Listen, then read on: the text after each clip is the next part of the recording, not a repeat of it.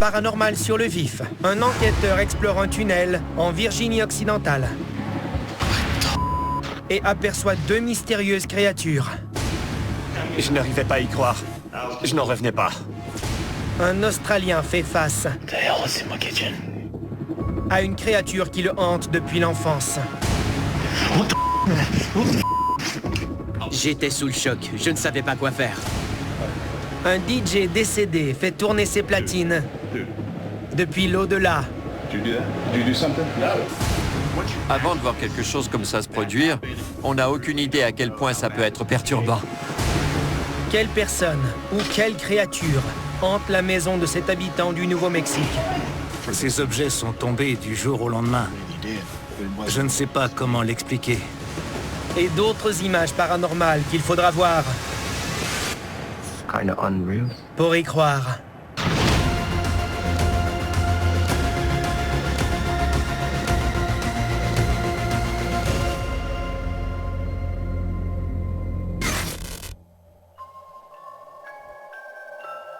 Le 15 décembre 1967, le Silver Bridge en Virginie-Occidentale s'est effondré.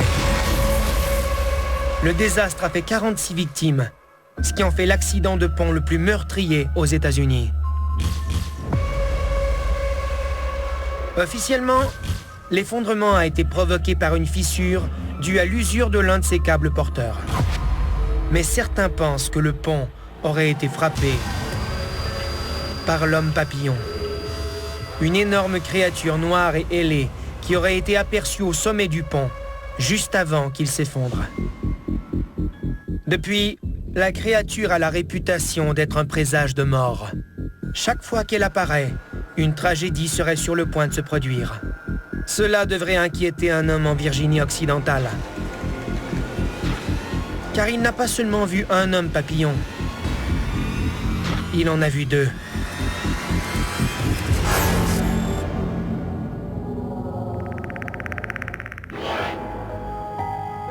Le 20 avril 2022, à Point Pleasant en Virginie-Occidentale. L'explorateur urbain Christopher Hill découvre l'entrée d'un grand réseau de tunnels au fond des bois. Enthousiaste à l'idée de filmer une vidéo pour les réseaux sociaux, il entame une exploration de 10 heures dans les profondeurs des tunnels. Je m'appelle Christopher Hill et j'ai filmé ces images. L'air était dense. C'était très humide. À certains endroits, j'avais du mal à respirer à cause de toute l'eau qu'il y avait dans les tunnels. Mais très vite, ses difficultés à respirer deviendront le cadet de ses soucis.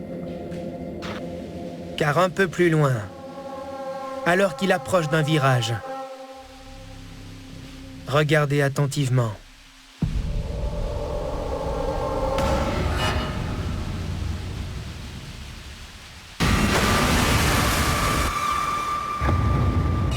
Regardez encore, de plus près et au ralenti. Deux mystérieuses paires d'yeux brillants dépassent du coin du tunnel et regardent droit vers Christopher. Je n'arrivais pas à y croire. Ces mouvements, la vitesse de ces déplacements, je n'en revenais pas. On voit ses yeux brillants qui regardent Christopher. La créature a l'air grande, bipède, elle se tient sur deux jambes, elle regarde depuis le coin droit vers lui. On voit une seconde paire d'yeux apparaître plus bas. La créature sort au milieu du tunnel et elle regarde Christopher. On dirait qu'elle a un long corps mince. Puis, elle part vers la gauche et retourne se cacher derrière le mur. Si on regarde par terre, on voit qu'elle envoie de l'eau gicler à ses pieds au moment où elle se déplace. C'est la preuve qu'elle a bougé. C'est très intéressant. Elle est entrée et sortie de l'image avec grâce et rapidité. C'est un peu effrayant. Avec une telle agilité, si cette créature avait voulu s'en prendre à l'enquêteur, c'était fini pour lui. Elle l'aurait rattrapé en quelques secondes. Christopher est courageux et décide lui-même de s'approcher.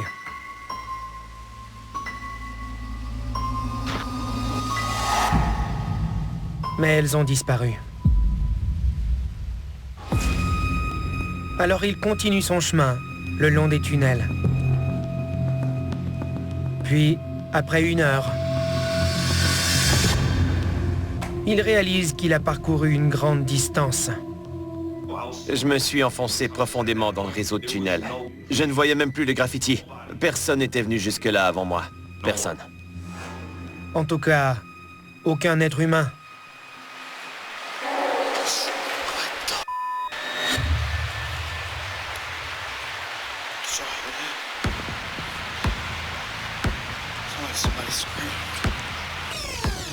Écoutez encore. Quelque chose qui se trouve dans les tunnels avec Christopher a poussé un cri grave et guttural.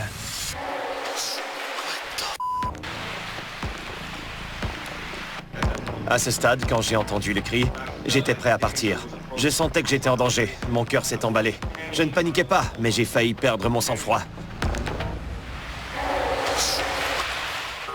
C'est un cri à vous glacer le sang. Il m'a donné la chair de poule. S'il a été émis par une de ces créatures, je pense qu'il s'agissait d'un avertissement. Comme si elle lui disait de ne pas s'approcher plus près. Mais si ce cri provenait d'une autre source, peut-être d'une victime de ces créatures. C'est terrifiant.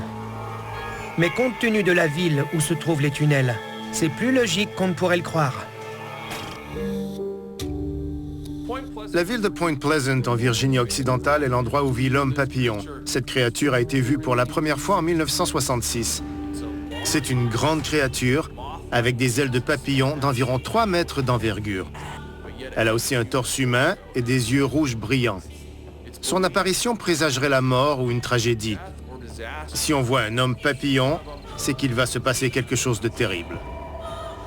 L'homme papillon est apparu pour la première fois dans un centre d'entreposage de dynamite abandonné, à l'extérieur de la ville.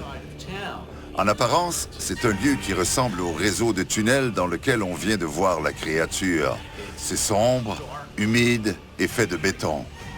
Ces créatures sont-elles de jeunes hommes papillons qui n'ont pas encore terminé de se développer? Est-ce à ça qu'ils ressemblent avant de sortir des tunnels et faire régner la terreur sur la ville?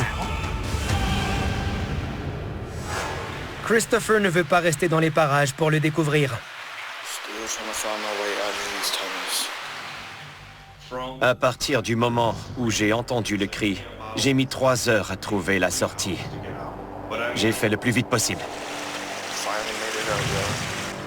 Si Christopher a réellement vu 2 hommes papillons, il a de la chance d'être encore en vie.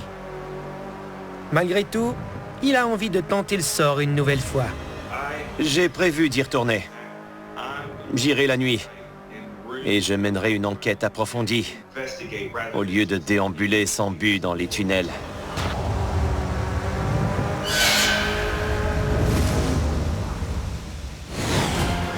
À venir, une entité mystérieuse suit un Australien jusque dans sa maison. Les jeudis. Scientifiquement, ça ne peut pas arriver.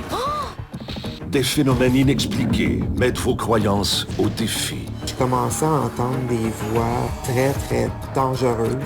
J'ai senti une grosse décharge électrique dans mon dos. Mon cerveau ne pouvait concevoir ce qui était arrivé. Elle n'est plus là. Elle a disparu.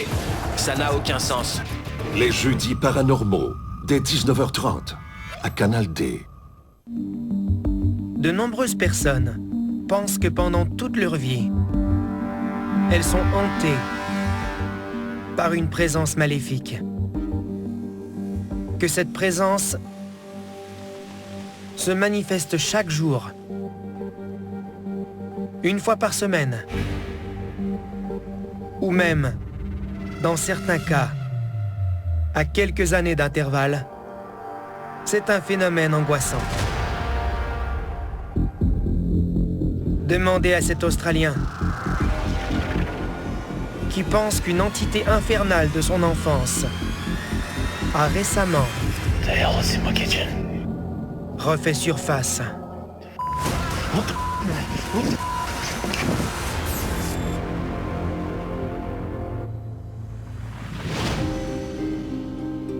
Octobre 2021, à Albany, en Australie.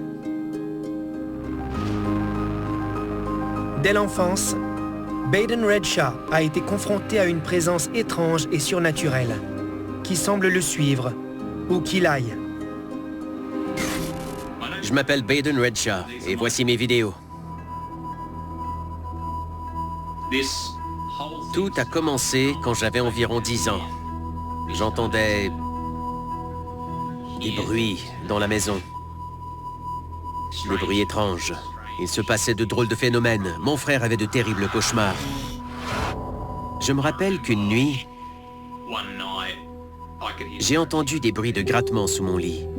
Alors, j'ai regardé et j'ai vu une forme sombre, avec des griffes et des dents blanches et pointues. Quand je l'ai vue, ça m'a coupé le souffle.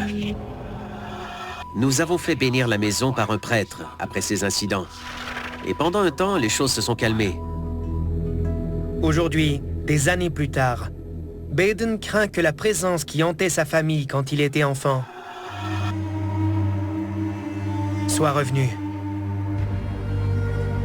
Car en 2021, des cris inquiétants se sont fait entendre à l'extérieur de sa maison pendant plusieurs jours d'affilée. Where the is that coming from? Une nuit, les cris le réveillent encore. Il arrive à les capter sur une vidéo. I'm actually really freaked out right now. Hamish isn't even... No, that. Honestly, that was way too close. C'était une sorte de hurlement, un hurlement démoniaque. Hamish isn't even... No, that. J'en ai eu la chair de poule. Et je me suis dit que ça recommençait. Les cris que Baden entend à l'extérieur ne sont rien comparé à ce qui se produit une semaine plus tard. Guys, I just heard something in my kitchen. À l'intérieur.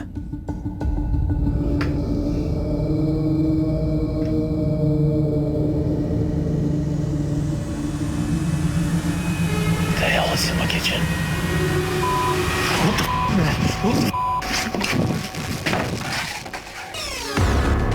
Regardez encore, quand Baden entre dans la cuisine. Une silhouette sombre se lève, forçant Baden à s'enfuir en courant. J'étais sous le choc. Je ne savais pas quoi faire. Elle s'est levée très vite. C'est là que je me suis sauvé.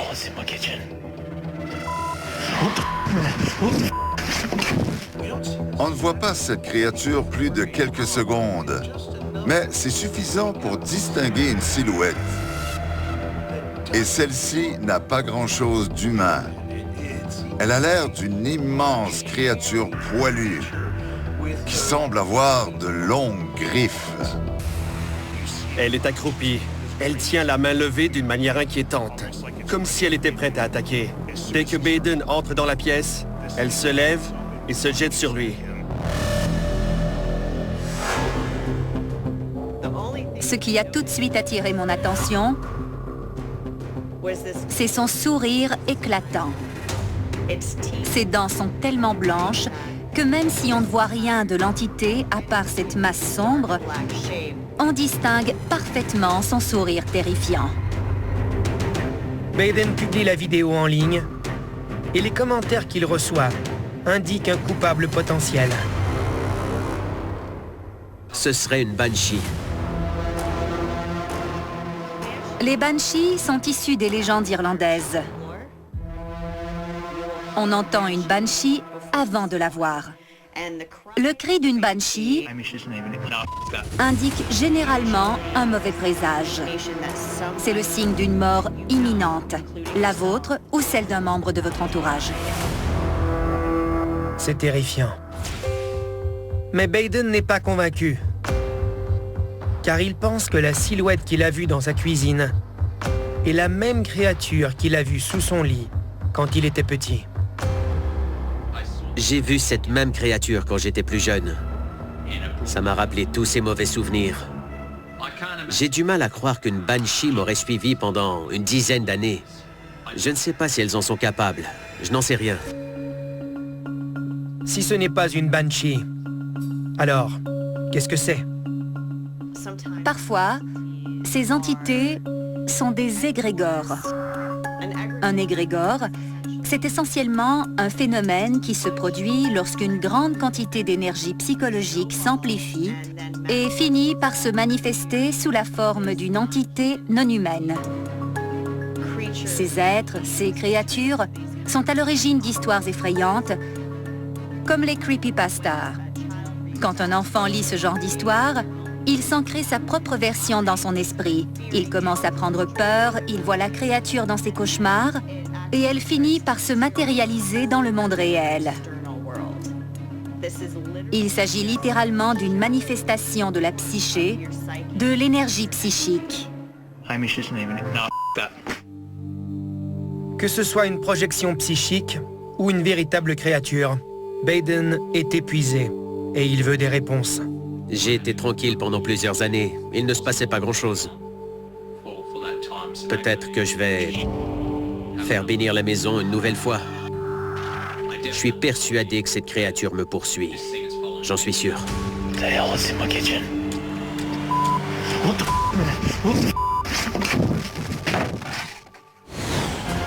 À venir, 2 enquêteurs du paranormal sont terrifiés par le fantôme d'un DJ. Je vous jure que j'ai la boule au ventre. Les Marty. Je n'y croyais pas.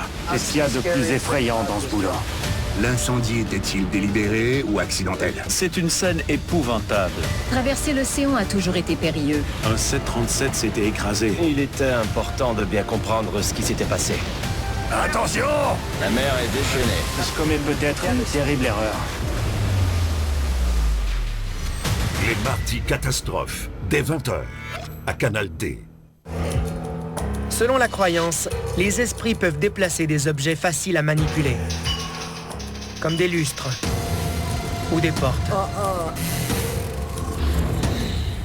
Ils sont aussi connus pour absorber l'énergie des appareils électroniques afin de gagner de la force. Non. Il n'est donc pas surprenant qu'un studio d'enregistrement en Caroline du Nord, rempli de matériel musical, soit l'endroit idéal pour qu'un DJ fantôme continue à faire tourner ses platines. Et plus encore. Oh mate, that's freaking crazy.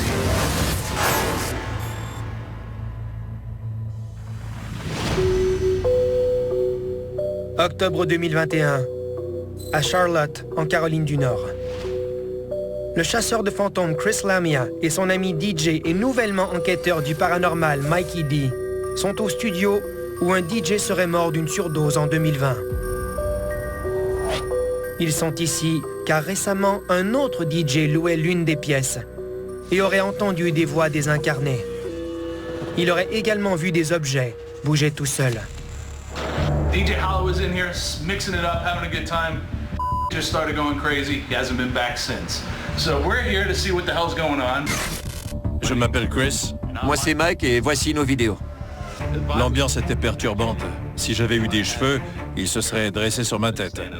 C'était vraiment inquiétant. Dès qu'on entrait dans la pièce, on avait le sentiment qu'il se passait quelque chose dans le studio. On sentait assurément une présence. Dès le début de l'enquête, cette présence se manifeste. I don't know if it's something random, apparently not, but these little things started flickering like crazy. So this little thing over here is what was just flickering. And if you can make that flicker again... Regardez encore. Le couvercle de la poubelle se met soudainement à bouger tout seul. Dès que ça s'est produit, j'étais prêt à m'enfuir. J'étais sceptique quand je suis entré dans la pièce. Mais avant de voir quelque chose comme ça se produire, avant d'en être témoin, on n'a aucune idée à quel point ça peut être perturbant. And if you can make that flicker again...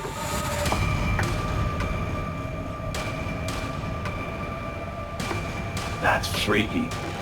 That is weird.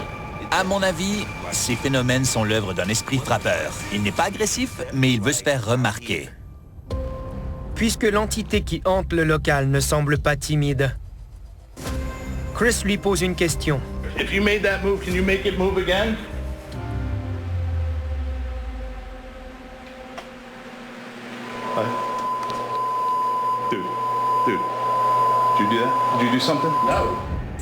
L'une des platines commence à tourner, alors que la table de mixage est éteinte. Ce sont des tourne-disques motorisés. Il faut appuyer sur un bouton pour les faire tourner. Ou alors, une personne doit physiquement interagir avec la platine pour la faire tourner. Au même moment, un Larsen se fait entendre dans les haut-parleurs. That was weird. Yeah. Can you make that happen again? Are you trying to communicate with us? Dude. It's nothing here, right? No, nothing's on.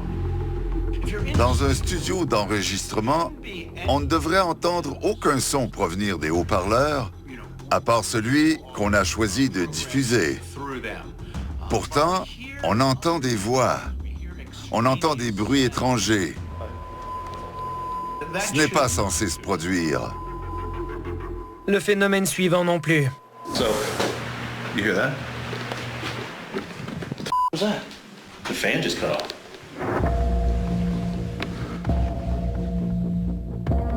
Un peu après que le ventilateur s'est éteint, Jesus, dude, what the celui-ci et un autre ventilateur s'allument. They both came back. How did the fans come back on? How did they go off? C'est un phénomène que l'on observe souvent. Et je crois que c'est parce que ces équipements, ces appareils électroniques et ce matériel musical fonctionnent avec de l'énergie et sont alimentés par une puissance électrique. Les esprits, bien souvent, se nourrissent de cette énergie pour prendre de la force ou bien pour communiquer. Mike, how did that happen? Look at that thing shaking too, like crazy. What? Dude, are you serious right now? Look, did you see that move, Mike? Yeah, I did, and I heard it, and I don't feel good about this at all. Hang in there, buddy. You're okay. Toute cette activité You're fine. fait peur à Mike. Oh, Mike, that's freaking crazy. On pourrait sans doute dire qu'il s'agit d'un esprit frappeur. Mais je pense que c'est l'œuvre d'une entité plus intelligente. Je suis convaincu qu'on a affaire à un esprit humain qui fait preuve de malice. Je crois qu'il se plaisait à faire peur aux enquêteurs. Il leur faisait comprendre que l'espace lui appartient. Il voulait qu'on le respecte et qu'on se souvienne de lui. Cet esprit humain pourrait être celui du DJ qui est mort dans le studio. Peut-être qu'il s'est dit que c'était un endroit sécuritaire dans la vie et aussi après la mort. C'est sa zone de confort. Peut-être qu'il était artiste et qu'il voulait encore nous faire passer du bon temps. En tout cas, on peut dire qu'on ne s'est pas ennuyé. Chris a peut-être passé un bon moment, mais ce n'est pas le cas de Mike. And how much longer do we have to stay here? All right, let's wrap this up. We're good. Yeah, we're good. Okay. All right. No, don't be sorry. No, this is fine. I told you I would do this with you. No, this is too much. Don't be sorry. Je n'y suis pas retourné depuis et je n'en ai pas l'intention. J'ai trouvé d'autres endroits où jouer et je m'y sens plus en sécurité. You're fine. Il faudrait de bons arguments pour me convaincre de revenir. Au sujet du studio, Chris partage son avis. Je n'y suis pas retourné non plus. Je n'en ai pas besoin. J'en ai vu suffisamment. On peut passer à autre chose, c'est sûr et certain. What? Dude, are you serious right now? À venir, un esprit hante la maison d'un vieil ami au Nouveau-Mexique. Cet hiver, des phénomènes paranormaux. Commençant à entendre des voix. Des défis colossaux. T'as pas le droit à l'erreur. Des conditions alarmantes. Ça passe ou ça casse. Canal D, 30 ans à tout découvrir. Existe-t-il une vie après la mort? C'est une question qui fait débat depuis des siècles. Même si nous n'avons aucune preuve qu'il y a une vie après la mort, cela n'empêche pas la majorité des gens d'y croire. Si c'est effectivement le cas, cela soulève d'autres questions. Est-ce que nous gardons la même personnalité après la mort, même si notre corps n'existe plus? Récemment, un habitant du Nouveau-Mexique a peut-être la preuve que oui.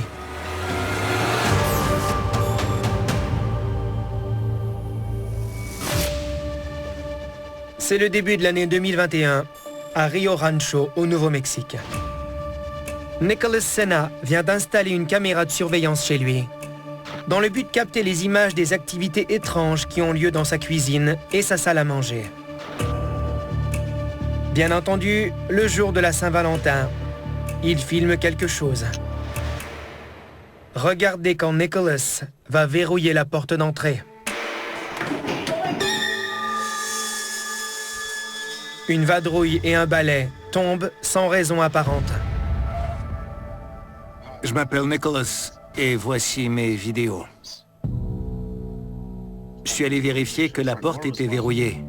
Dès que j'ai traversé le couloir, ma petite amie de l'époque s'est levée et le balai et la vadrouille sont tombés par terre. Nous n'avions pas touché ni au balai, ni à la vadrouille depuis plusieurs jours. Ces objets sont tombés du jour au lendemain. Je ne sais pas comment l'expliquer. C'est assez effrayant et un peu bizarre. On voit la jeune femme sursauter. Elle réagit. On remarque que ça ne s'est pas produit quand Nicholas s'est passé au même endroit. On voit aussi que leur chute n'est pas provoquée par une vibration du sol. Quelque chose les a fait tomber de manière intentionnelle, avec une certaine force. Une entité voulait se faire connaître. Quelques semaines plus tard, Nicholas et sa famille sont installés sur le canapé, quand soudain,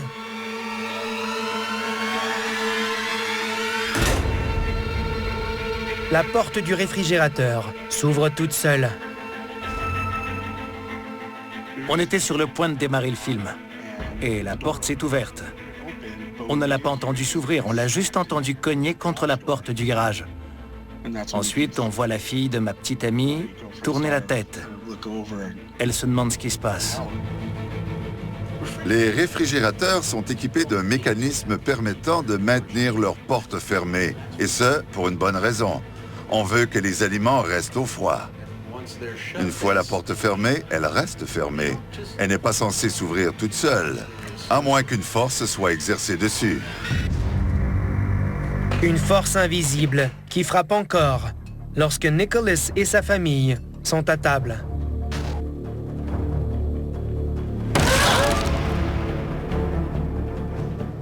Regardez encore. Un album photo et 2 initiales en bois, celle de Nicholas et celle de sa petite amie, tombent des étagères derrière lui. Ces objets étaient là depuis des mois. D'autres phénomènes s'étaient produits avant. Alors je me suis dit, ça recommence. Je trouve ça très poétique que l'activité gagne en intensité petit à petit. Ils mangent en famille et l'entité qui hante la maison veut perturber le repas. On remarque que Nicholas ne se retourne même pas pour voir ce qui s'est passé. Il se dit sans doute, c'est derrière moi, n'est-ce pas? Je ne veux pas regarder. C'est derrière moi. D'après Nicholas, qui regarde souvent les vidéos de sa caméra de surveillance, les phénomènes n'ont lieu que lorsqu'il est là pour en être témoin. Il peut y avoir 2 raisons à ça. Peut-être que l'entité qui se manifeste se sert de l'énergie des êtres vivants qui sont là pour apparaître et faire bouger les objets dans la pièce. La seconde raison pourrait être qu'elle se manifeste pour attirer l'attention. Je crois que la famille n'a aucune raison de s'inquiéter. L'activité semble assez inoffensive. Des objets tombent, des portes s'ouvrent. C'est comme des petites farces. Ce serait logique. Et Nicholas nous explique pourquoi. J'ai une théorie. Quand j'étais adolescent, je me suis fait un très bon ami. Il est mort quelques semaines avant le début des phénomènes. On est restés amis pendant 14 ans. On se parlait tous les jours. On jouait aux jeux vidéo ensemble et on se faisait des blagues. On n'arrêtait pas de se jouer des tours. Peut-être qu'il s'amuse à mes dépens une dernière fois. Cette série d'extraits vidéo, à mes yeux, devient significative grâce à l'histoire qui l'accompagne. Lorsque la personne à qui ça arrive dit « Je pense que c'est l'ami que j'ai perdu récemment, celui qui me faisait toujours des farces », Ça, pour moi, donne tout son sens à ce qui se passe ici. Il pense que c'est son meilleur ami récemment décédé qui vient lui jouer des tours. Honnêtement, c'est l'une des choses les plus touchantes que j'ai jamais entendues. Combien de fois on s'est déjà dit, entre meilleurs amis, « Si je meurs, je reviendrai te hanter ». Lui, il l'a fait. Depuis, plus aucun phénomène ne s'est produit chez Nicholas. Si son ami a décidé de lui jouer un dernier tour, au moins, ce n'était pas par méchanceté. Je ne me suis jamais senti menacé par cette présence. C'était assez inoffensif. À aucun moment, je n'ai pensé que je devais m'en inquiéter.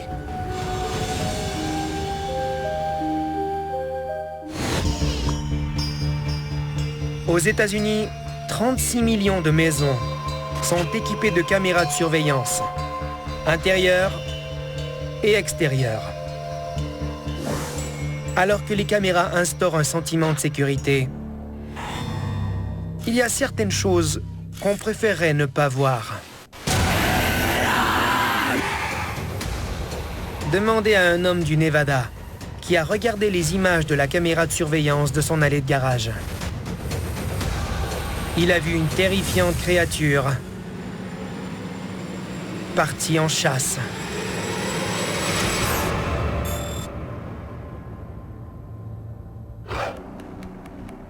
En 2020, à Washoe Valley, dans le Nevada, une caméra de sécurité filme un homme qui répare son camion dans son allée de garage. Près de lui, sans qu'il remarque quoi que ce soit, regardez l'ombre de l'arbre en arrière-plan.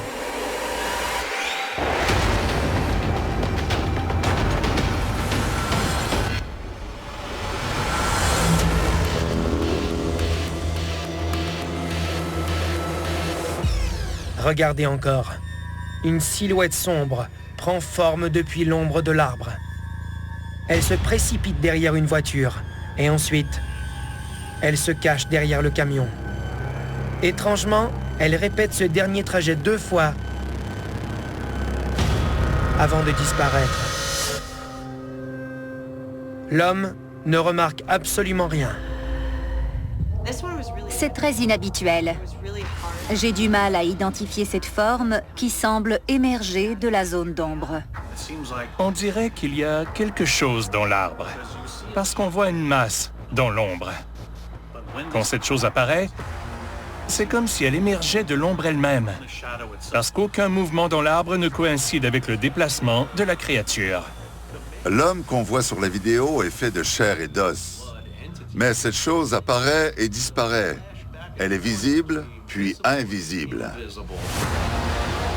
N'importe quelle entité qui court vers une personne au lieu d'attendre que celle-ci s'en aille pour émerger de l'ombre et se déplacer a sans doute l'intention d'interagir avec cette personne. C'est une pensée effrayante. Mais alors, pourquoi n'a-t-elle pas interagi avec lui? Plus important encore, de quoi s'agit-il? Même si ça ressemble à un animal, le fait qu'il semble émerger directement de l'ombre de l'arbre me pousse à me demander s'il ne s'agit pas d'une silhouette noire. Les silhouettes noires ont-elles des animaux? Des compagnons? Les silhouettes noires sont de toutes les formes et de toutes les tailles. Elles peuvent prendre l'apparence d'un animal. Il existe des chiens noirs. On a émis plusieurs théories sur la signification des chiens noirs. L'un d'eux est le Black Shuck. Le Black Shuck a l'apparence d'un chien noir, parfois avec des yeux rouges. On raconte que croiser un Black Shuck est un présage de mort imminente, la vôtre ou celle d'un de vos proches. Mais peut-être que la question n'est pas de savoir ce que c'est, mais ce qu'elle était en train de faire. On dirait quasiment un être interdimensionnel. C'est comme si cette créature se façonnait une apparence. Elle adopte une forme physique à partir de l'ombre, à partir de rien. Puis, elle se déplace avant de se dissiper. Peut-être que c'est ce qu'on voit. Cette créature s'approche et tente d'interagir avec la personne. On la voit se créer une forme à partir des éléments à sa disposition. Si c'est le cas, c'est l'endroit idéal pour ce genre d'apparition. Le Nevada est un centre névralgique pour les activités paranormales et les phénomènes surnaturels en tout genre. On sait qu'il se passe beaucoup de choses en bordure de l'État. On raconte de nombreuses histoires. Bien entendu, le cryptide le plus connu de l'État est le Chupacabra. Quand j'ai vu cette créature de l'ombre, c'est tout de suite à lui que j'ai pensé. Ils ont très mauvaise réputation. Alors, si l'homme de la vidéo n'a vraiment eu aucune interaction avec la créature, je me dis qu'il a eu beaucoup de chance cette nuit-là. C'est vrai. Sauf si cette créature est toujours dans les parages. Vous imaginez la tête qu'il a faite quand il a regardé la vidéo et qu'il a vu ça? Il utilise cette allée tous les jours. Pour moi, c'est non. C'est terrifiant. Je ne voudrais même plus aller chercher mes outils après avoir vu ça. Ça va. Je n'ai besoin de rien.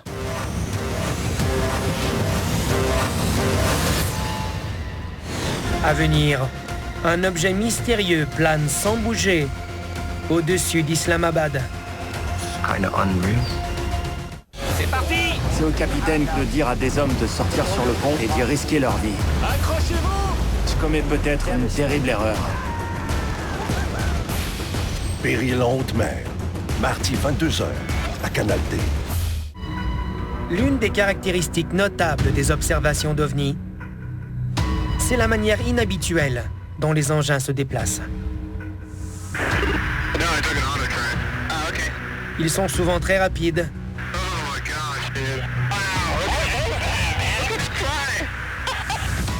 Changent de direction abruptement.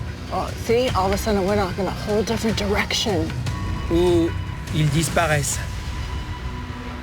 Tout simplement. It's gone. No, it's not. It's gone. It's whatever it is, it's gone.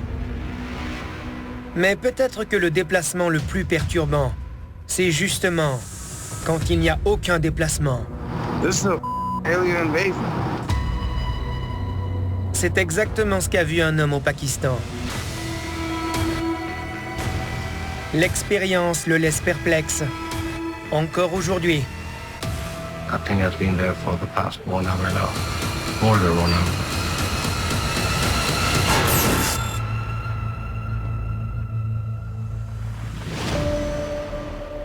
Janvier 2022, à Islamabad, au Pakistan. Arslan Varaik pose son drone, quand derrière l'appareil, dans le ciel, au-dessus de la ville, il aperçoit un objet qui sort de l'ordinaire. Il prend son téléphone pour filmer.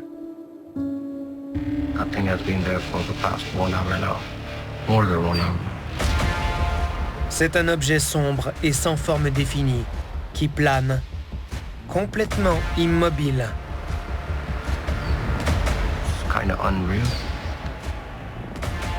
Cet objet qui flotte dans le ciel est très sombre. Il n'a aucun contour défini. Et il plane dans les airs, sans bouger. C'est ce que je trouve particulièrement étrange. Cet objet sort de l'ordinaire.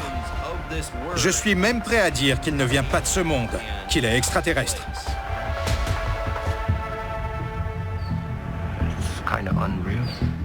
Quand on voit un avion ou un hélicoptère, il reflète la lumière. Il scintille dans le ciel. Il brille un peu. Ce genre d'ovni ne fait rien de tout ça. Il n'est qu'une petite tache obscure dans le ciel. Arslan filme l'anomalie pendant plus de 13 minutes. Mais il affirme que l'objet est resté là pendant plus de 2 heures. It's just sitting there. It's not doing anything. Plus le temps passe, plus la tension monte. Plus il reste là sans bouger, plus on a hâte qu'il disparaisse. Puisqu'il ne s'apprête pas à mettre la ville à feu et à sang, pourquoi ne s'en va-t-il pas? Si ce n'est pas pour nous attaquer, pourquoi alors s'attarde-t-il? quand on aperçoit des ovnis qui restent dans le ciel sans bouger, qui sont bien visibles, je me demande s'ils n'essaient pas simplement de nous montrer qu'ils existent. Ils se présentent en plein jour, comme ça, et ils nous donnent la chance de les observer. C'est possible. Mais cet engin pourrait-il provenir de plus près qu'on ne le pense? Il y a plus de 10 ans, le gouvernement américain a commencé à expérimenter avec des dirigeables de surveillance. Ils avaient également un genre de ballon ou de cerf-volant appelé Helikite. Mais ces appareils sont assez grands. Ils ont une forme géométrique et sont reliés au sol par un long câble. Je suis certain qu'on les a déjà utilisés au Moyen-Orient. Dans ce cas précis, cet objet a été observé pendant plus de 2 heures. Et il survolait une zone de la ville où vivent de nombreux représentants du gouvernement et des dirigeants militaires. Ça pourrait sans doute les inquiéter s'ils ignorent quel est cet objet et quel est son but. Peu importe de quoi il s'agit. C'est extraordinaire. Et Arslan le reconnaît. It's quite amazing, isn't it? Je crois que nous sommes à une époque où nous pouvons réfuter de nombreuses théories. Ce n'est plus comme dans les années 1990, 1970, 1920, quand la technologie n'était pas aussi évoluée. And you know when you zoom in, there's that black dot. Il est facile de dire ce que ces choses ne sont pas. Il est plus amusant de deviner ce qu'elles pourraient être. It's kind of unreal. Que faire si vous êtes témoin de phénomènes paranormaux? Voici quelques conseils pour les filmer. D'abord, soyez courageux, sans prendre de risques inutiles. Ensuite, vérifiez vos images et vérifiez-les encore. Enfin, reconnaissez quand il est temps de partir. Et si vous avez la chance d'observer un phénomène étrange, efforcez-vous d'en capter des images afin d'immortaliser le paranormal sur le vif.